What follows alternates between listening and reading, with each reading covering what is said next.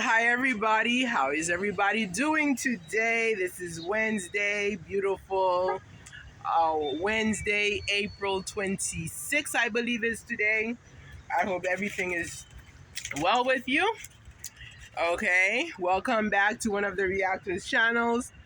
I am eating, doing like Coco Mama. I'm eating uh, melon today. We call it cantaloupe here in the United States. I don't know what you guys call cantaloupe back at home. My bites. This is actually very healthy for you. For those people who are having like stomach issues, like ulcers or, um, from either not eating from starvation or whatever, acid reflux, try it. Try the cantaloupe. It might make you remove whatever, but eventually it'll heal you. That's one of the things that I'm finding out. But anyway, let's get back to business. I was watching Modesta's channel and Black Beauty's channel this morning regarding Betty Oz. A lot of people who watch the African YouTubers might know about Betty Oz. She is a Kenyan YouTuber who lives in Arizona in the US. And I noticed her I guess around the time that I noticed I and Myra, I realized that they are friends. They met maybe a year ago. Okay. And I don't watch Betty that often. She's not as interesting, say, as Myra. But nonetheless, she did come out, and I think YouTube had flagged us all that there's this lady here, or maybe she flagged us.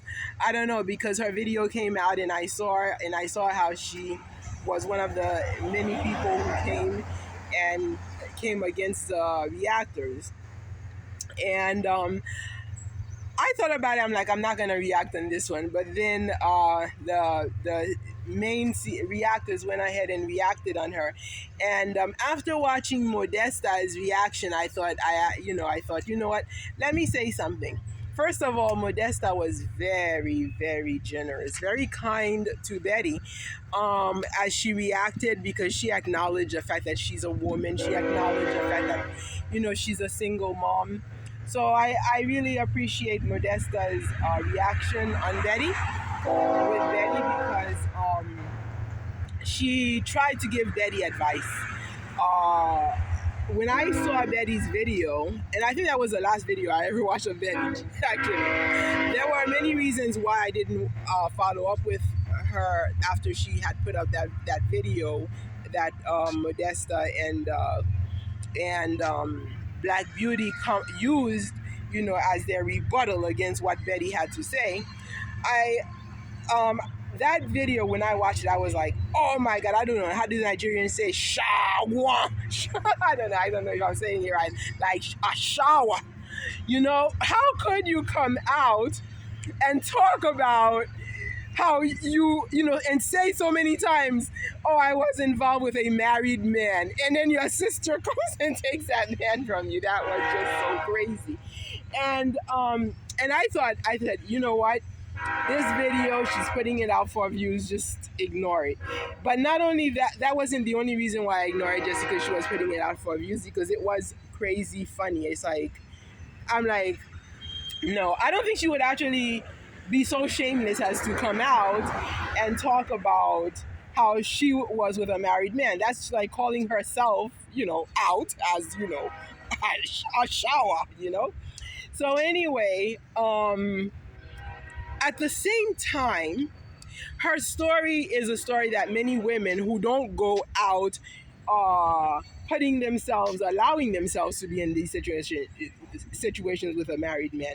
I mean, if you are a woman of honor, whether you have a kid or not, whether you're a virgin or not, because virginity is also a part of something, because I guess I remember, like, some of my college classmates, they lost it, I guess, in high school, and then they figured out they just could do anything. And I hear myself giving them an advice: don't worry, you don't have to consider that you lost it, that makes you have to go and be promiscuous or careless about your relationship choices. Okay. And I think Modesta basically told her in the best way, I think she should watch it. Betty should watch Modesta's channel, and a lot of people don't like to be reprimanded or admonished for wrongdoing. All right, but she should watch because I think Modesta did a fair job admonishing her, like in as if like an older sister or whatever, okay, or like a sister. Okay. You are wrong. Just because you don't like it to be heard, for people to say that you were wrong, you were wrong. So okay, so you got the man, and but the first place you weren't supposed to. And where do I get angry about the fact that she put out that video about her sister taking her man? I got angry because what about those women who are victims of womanizing men? I like some of the women that maybe Myra dealt with, they are victims of men who have that kind of personality of womanizing them, where you just stole their voice by taking your um, indecent, life decisions and putting it out there to make it look like if we come and tell our stories that we were as indecent as you, and that's not fair. What about those virgin women who don't go sleeping with men? What about those women whose parents put them in situations where they didn't deal with they didn't give themselves away to these men? Okay, where you have taken away our stories? Okay, what about those men who use women to destroy their reputation, okay, without them knowing whatever other reputations that they may have?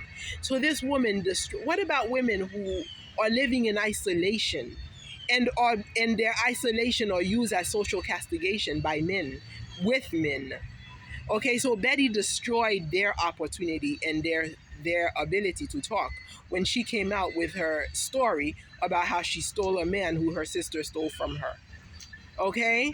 So vole, they call that in Creole, but it does vole doesn't have the kind of indecency that Betty had bought.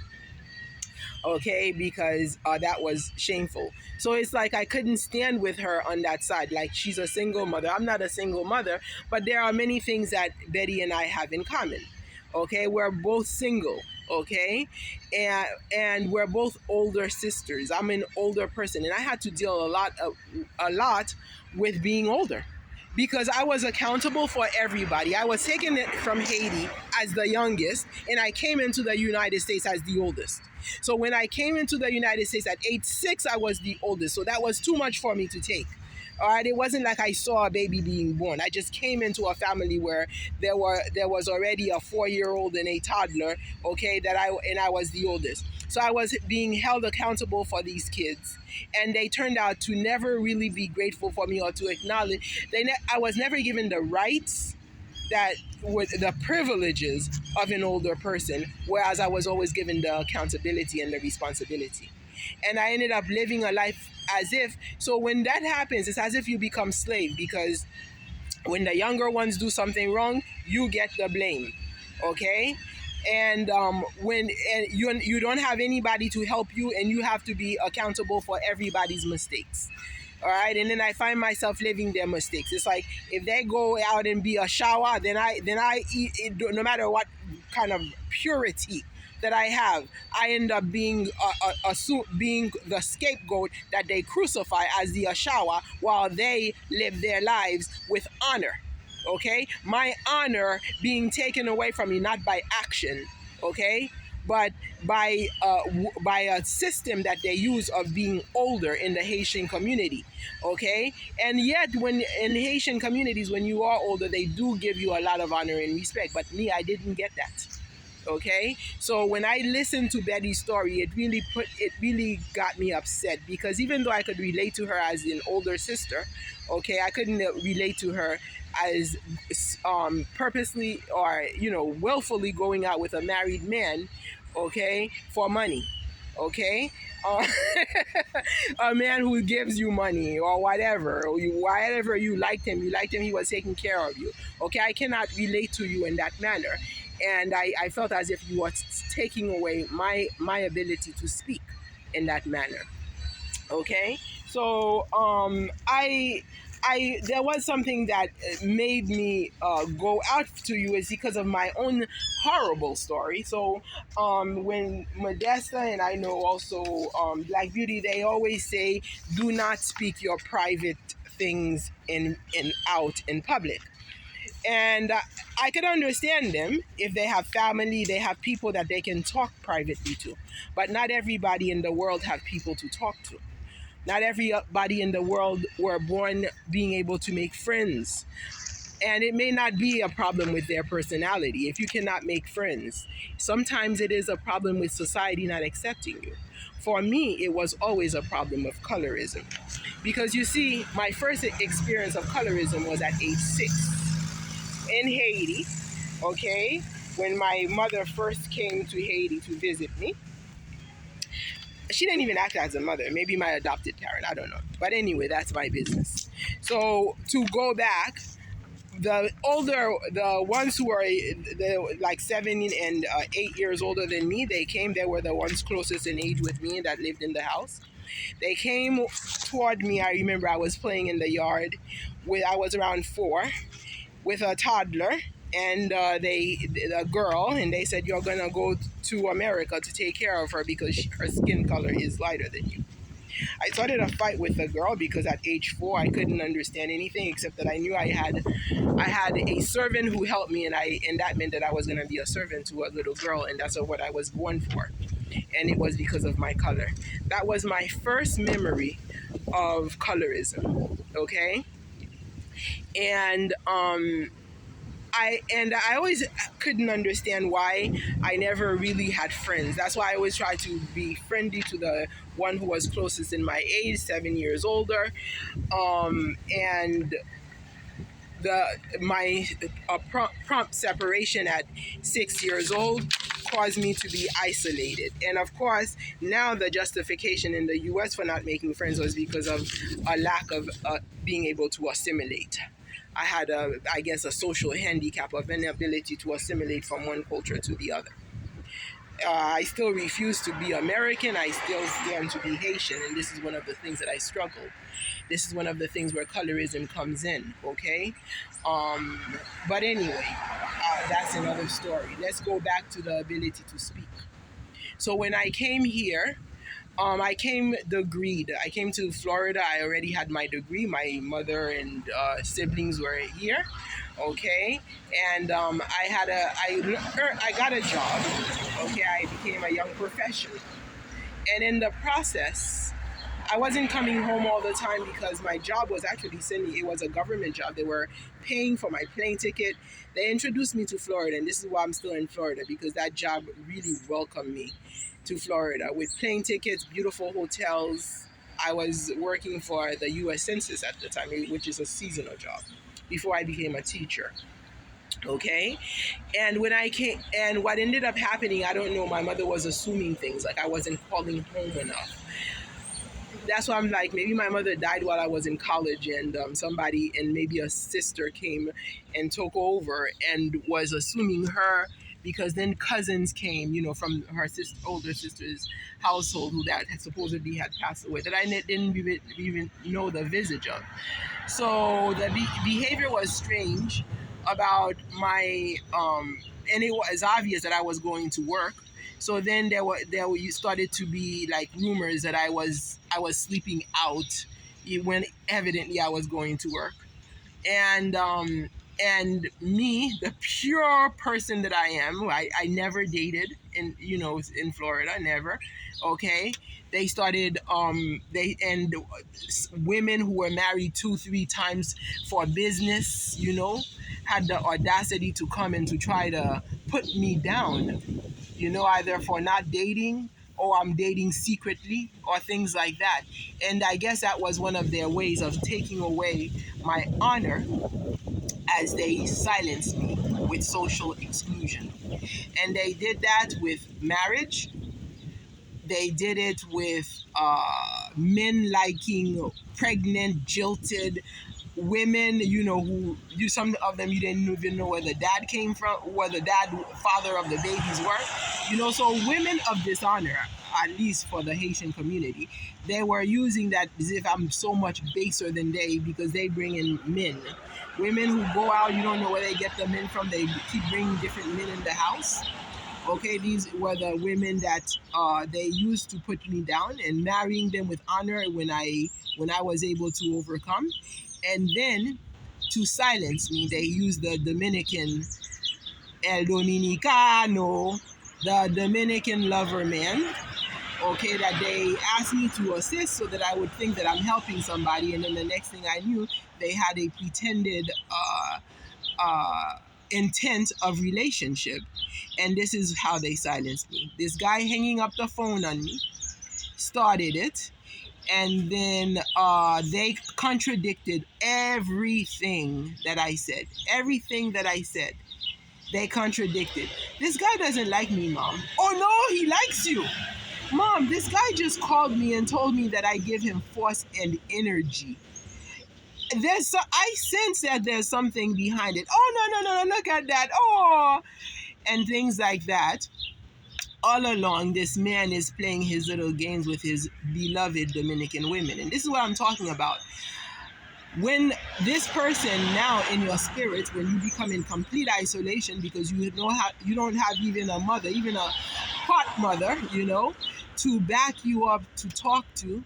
You don't have any friends to talk to. You don't have a husband. You don't have any siblings because you are supposed to be responsible for everybody, and then you don't have anybody to hold you accountable. The sad thing about it is that I was even afraid to be sick because there would be nobody to take care of me if I were. So I thank God for my health, for whatever health He gave me throughout my life. So then, with this person, they completely isolate you. So I was being turned into a zombie because I didn't have anybody to exchange everyday greetings, to say, how are you? All right, or to think, you know what, I just had this dream about this guy having a baby in the Dominican Republic. You didn't have that. So this guy, whenever he felt like calling you, he could, because your mother gave him your number. Or he would call your mother and tell your mother, oh, you're not coming home on time because you're at school, but this guy doesn't like you. You're a dark-skinned black woman. He likes long-haired, light-skinned. You see, this is what I like about Marwa. He doesn't hide what he likes. So that if you go to him as a black woman and you think he's gonna like you, that's your thing. But the Haitian men who intend to harm you will come and pretend they like you. They know nobody. And they have all kinds of friends and family, but it's who are kissing the behinds of those light-skinned Dominican or whatever Spanish women, while you have no friends. And and it is when you see how much they are kissing these people's behinds that you discover how much those people hated you. And how come they came to your house? How come they went to your mother's house to call you? Things like that, to disgrace you. And then somebody like Betty, I'm sorry, forget it. But I wanted to say about talking in public. For me, it was talking in public that helped me. Okay? Because then by talking in public, I was able to find a boy in Haiti that had my same last name, who I adopted as a cousin, who became the person who every day would send me a message, how are you? And I would tell him. And then whenever I had somebody try to contradict my thoughts, I would tell him. And he would always agree with me, even if I didn't tell him what my thoughts were. So I knew now that I had somebody who backed me up, and that restored my logic. Because you see, I had the potential to do well in school. But when you start telling me, they were destroying my logic by contradicting my logic.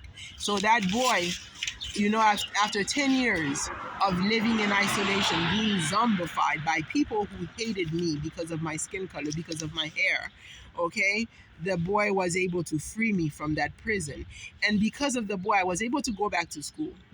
Because now I could think and I could focus and get a second and third degree not in biology, and now work in a hospital, because they were using medicine against me.